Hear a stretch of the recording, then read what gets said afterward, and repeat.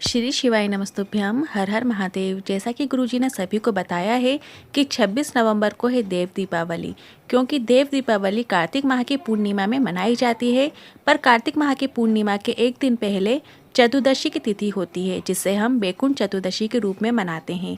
इस वर्ष वैकुंठ चतुर्दशी की जो तिथि है वो 25 नवंबर से शुरू हो रही है, जिसका अंत 26 नवंबर को होगा। वैकुंठ चतुर्दशी की जो शुरुआत है वो 25 नवंबर को शाम 5:22 से हो रही है, और जो तिथि का समापन है वो 26 नवंबर को दोपहर में 3:53 पे हो जाएगा। और जैसा कि सभी को पता है, वैकुंठ चतुर्दशी में संध्या के बाद ही पूजन का मुहूर्त होता है। गुरु जी के बताए उपाय करने का भी सही समय होता है। इसलिए इस वीडियो में हम आपको वैकुंठ चतुर्दशी में हरि और हर के मिलन का जो दिन है उसमें जो उपाय गुरु जी ने बताए हैं उनको आज हम बताने वाले हैं। और सभी उपाय आप 25 नवंबर शनिवार के दिन शाम को 5:22 के बाद कर सकते हैं। वैकुंठ चतुर्दशी हरि और हर के मिलन का दिन कहलाता है। इस दिन भगवान ठाकुर को नारायण को मतलब बेलपत्र चढ़ती है और वो भगवान शिव को तुलसी चढ़ाई जाती है। वर्ष में सिर्फ एक दिन ही ऐसा होता है जिस दिन शंकर भगवान को तुलसी का पत्र चढ़ाया जाता है, तुलसी चढ़ाई जाती है। अब आप इस दिन कौन कौन से उपाय कर सकते हैं, वैकुंठ चतुर्दशी में किए जाने वाले कौन कौन से वो उपाय हैं वो भी आप समझ लीजिए। घर का कोई व्यक्ति या बच्चा जिसकी मानसिक स्थिति कमजोर हो, चित्तवृत्ति स्थिर न रहती हो, या फिर बिस्तर में गंदगी कर देता हो, उसको भान नहीं रहता है, या फिर अगर घर का कोई व्यक्ति गलत मार्ग की ओर अग्रसर हो रहा है, गलत बुरी आदतों में लिप्त है, शराब जुआ वेश्यावृत्ति नशा जैसी या पराई स्त्रियों में या गलत कर्मों में लिप्त हो, तो इस दिन किया जाने वाला एक विशेष उपाय है, वो भी हम आपको इसी वीडियो में बताने वाले हैं। चतुर्दशी के दिन इस विशेष उपाय को भी किया जा सकता है जिसके रोग समाप्त नहीं होते हैं।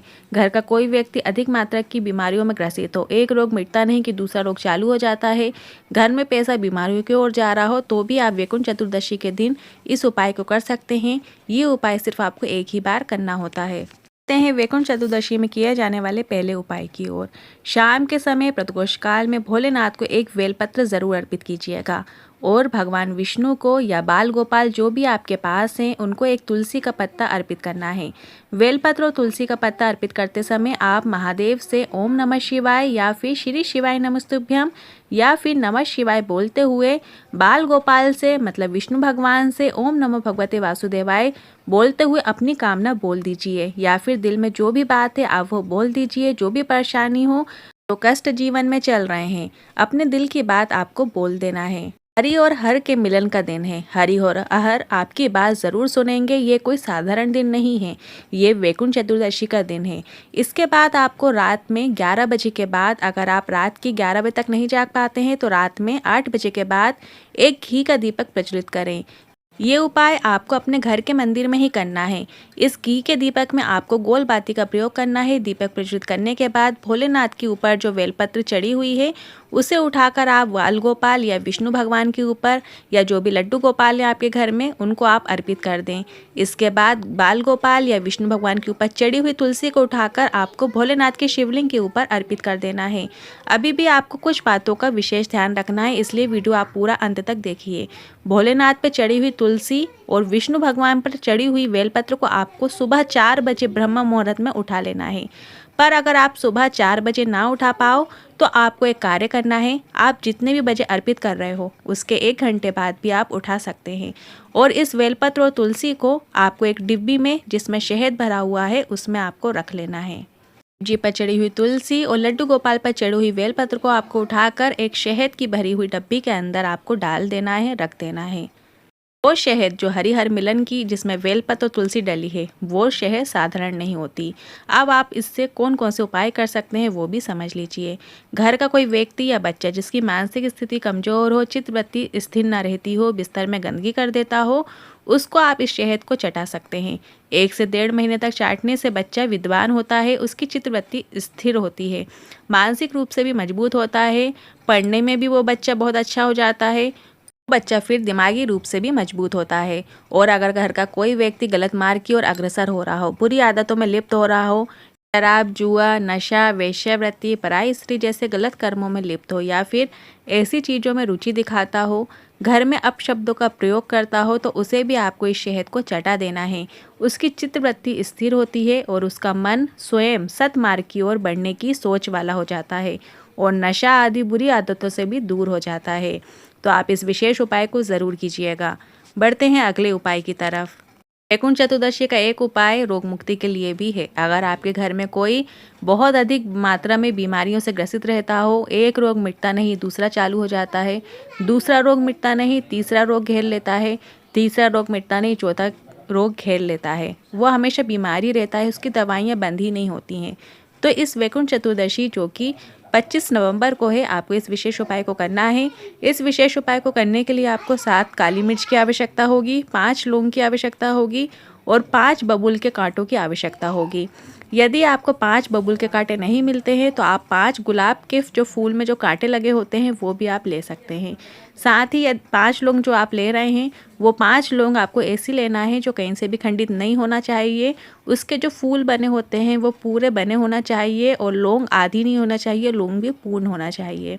अब इन सभी सामग्री को आपको एक लाल पोटली में लपेट लेना है, मतलब एक छोटा सा लाल कपड़ा ले लेना है, उसमें ये सारी चीज़ें डालकर आपको गठान लगा लेना है, पोटली बना लेना है और आपको उसे रोगी व्यक्ति के ऊपर से 21 बार उतार लेना है। मतलब 21 बार आपको घड़ी की विपरीत दिशा की ओर घुमाते हुए 21 बार उस रोगी व्यक्ति के ऊपर से उतार लेना है। उतारते समय आपको हरि और हर नाम का स्मरण करना है। हरि और हर का नाम का स्मरण करना है। गुरुजी ने कहा है आप श्री शिवाय नमस्तुभ्यम और ओम नमो भगवते वासुदेवाय मंत्र का भी उच्चारण कर सकते हैं, क्योंकि जो हरि का मंत्र है वो ओम नमो भगवते वासुदेवाय है और जो हर का मंत्र है मतलब शिव जी का मंत्र है वो है श्री शिवाय नमस्तुभ्यम। तो इसलिए इन दोनों मंत्र का उच्चारण आप इस हरि हर मिलन के दिन वैकुंठ चतुर्दशी के दिन ज़रूर कीजिए। के बाद उस लाल पोटली को आप अपने घर के बाहर जला दीजिए। जला देने के बाद जब उसमें धुआं निकलने लगे तो उस रोगी व्यक्ति को उसकी धूनी दे दीजिए, मतलब उस पोटली का धुआं उस व्यक्ति को लगना चाहिए। इस प्रकार से उस व्यक्ति को उसे पोटली के पास खड़ा कर दें या बैठा दें। गुरुजी ने कहा धीरे धीरे बीमारियां खत्म होने लगेंगी, व्यक्ति रोग मुक्त हो जाएगा। ये उपाय सिर्फ और सिर्फ आपको एक ही बार करना है। वैकुंठ चतुर्दशी की रात्रि को किया जाता है ये उपाय। आप चाहो तो रात्रि में 8 बजे के बाद इस उपाय को कर सकते हैं। अब बढ़ते हैं वैकुंठ चतुर्दशी में किया जाने वाले अगले उपाय की ओर। यदि आपकी नौकरी सर्विस नहीं लग रही, आप बहुत समय से प्रयास कर रहे हैं पर आपकी कोई नौकरी नहीं लग रही है, कोई सर्विस नहीं लग रही है, तो इस वैकुंठ चतुर्दशी के दिन आपको ये उपाय करना है। आपको इस उपाय को करने के लिए एक कमलगट्टे की आवश्यकता होगी। इस उपाय को किसी नदी, तालाब, कुआं यदि दूर है तो आप घर में ही एक कलश जल भर कर रख लीजिए और जब आप एक कलश जल भर के रखेंगे तो एक कमलगट्टा रख लीजिए। साथ ही 7 दिए आपको घी के लगाना है। 7 दिए आप आटे के बना लें और उसमें लंबी बाती का प्रयोग करें और एक दिया आपको चौमुखी बना लेना है जिसमें आपको सरसों का तेल भरना है। आपको उस कलश के सामने 7 दिए आटे के लंबी बाती के प्रज्वलित करना है और एक चौमुखी दिया प्रज्वलित करना है और कमलगट्टा वहीं कलश के पास में रखकर इस उपाय को करना है। बस आपको एक मंत्र जाप करना है। वो मंत्र इस प्रकार है, ओम हीम ओम हरिणाक्षाय नमः शिवाय। इस मंत्र का जाप करना है। आपको 108 बार इस मंत्र का जाप करना है। वहीं बैठकर 108 बार आप इस मंत्र का जाप कीजिए। यदि आपके पास रुद्राक्ष की माला है तो आप उस रुद्राक्ष की माला से भी एक माला जिसमें 108 मनके होते हैं आप इस मंत्र का जाप कर सकते हैं। मंत्र एक बार और सुन लीजिए और आपको स्क्रीन में भी दिखा रहे हैं हम, ताकि आपको अच्छी तरीके से समझ में आ सके। ओम हीम ओम हरिणाक्षाय नमः शिवाय। इसके बाद जब आप एक माला 108 बार इस मंत्र का जाप कर लें, अपनी कामना कर लें नौकरी एग्जाम को लेकर, और जो कमलगट्टा आपने रखा है वो कमलगट्टा आप अपने साथ रख लें। बाद आप जो एग्ज़ाम देंगे, जो नौकरी के लिए आप प्रयास कर रहे हैं या इंटरव्यू देने जाना है, बस आपको सफलता मिलेगी निश्चित है। वैकुंठ चतुर्दशी का दिन बहुत ही अनमोल दिन होता है, हरिहर के मिलन का दिन होता है।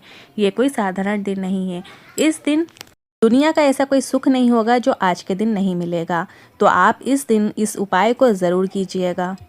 इसके साथ ही गुरुजी ने रात्रि में किया जाने वाले एक विशेष उपाय की जानकारी दी है जो कि धन संपदा से संबंधित है। यदि घर में आप धन संपदा चाहते हैं तो रात्रि के समय आपको 14 दीप लगाना है। 14 दीप आपको आटे के बना लेना है, लंबी बाती की प्रयोग करना है, घी के दिए बना लेना है। इस दिन किसी भी कामना को लेकर, घर में धन संपदा को लेकर रात्रि के समय आपको ये 14 दीप लगाने के बाद इसी मंत्र का मंत्र जाप करना है, ओम हीम ओम हरिणाक्षाय नमः शिवाय।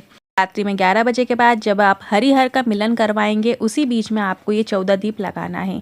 14 दीप आपको आटे के लगा लेना है और इस मंत्र का 108 बार जाप करना है। ओम ह्रीम ओम हरिणाक्षाय नमः शिवाय। बस आपको इतना ही करना है। आपके घर में कभी भी धन संपदा की कभी कमी नहीं आएगी। व्यापार व्यवसाय उन्नति करेगा। जी ने बताया है दुनिया में ऐसा कोई सुख नहीं होगा जो आज के दिन नहीं मिलेगा। हरिहर के मिलन का दिन है वैकुंठ चतुर्दशी। आप सभी को वैकुंठ चतुर्दशी की हार्दिक शुभकामनाएं। आज के इन उपायों से लेकर मन में कोई सवाल है, क्वेश्चन है तो आप कमेंट बॉक्स के जरिए पूछ सकते हैं। वीडियो थोड़ा भी उपयोगी लगा हो तो वीडियो को लाइक करके कमेंट बॉक्स में हर हर महादेव जरूर टाइप कीजिएगा। श्री शिवाय नमस्तुभ्यम।